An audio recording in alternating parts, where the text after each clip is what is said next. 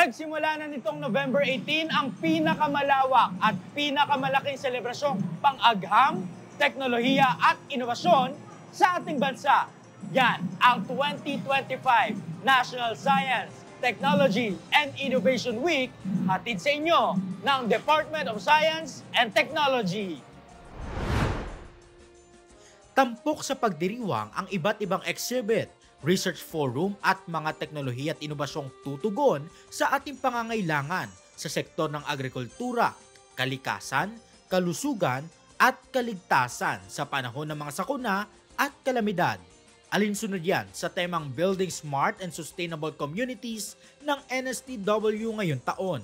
Para naman kay DOST Secretary Renato U. Solidum Jr., ang pagdiriwang na ito ay paraan para mailapit at maipaunawa ang mahalagang gampanin ng DOST sa pagpapaunlad ng bansa. Let us build the future together. Let us build the future we want. Huwag po natin hayaan na dumating lang sa atin ang kinabukasan na hindi natin pinapakialaman. We can do this together through science, technology, and innovation. Bukod sa mga siyentista at inventor at kawani ng DOST, dinaluhan din ng daan-daang mga estudyante ang NSTW 2025. And this experience is very mesmerizing po as someone who dreams of becoming an environmental scientist po in the future. So this experience is really good. I really enjoyed every session of it po.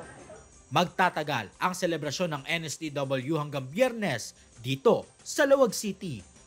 May I take this opportunity please to invite everyone to come, witness, and experience whatever we have prepared from day 2 hanggang day 4. Napakadami po. Hope you please come. Maraming salamat. God bless.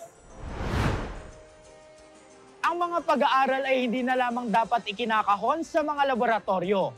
Para sa isang agham na ramdam, dapat itong ipinapakilala at ipinapaunawa sa lahat, lalo tigit sa mga komunidad na nangangailangan nito. Ako po si Christian Caragayan, delivering science for the people. One DOST for you.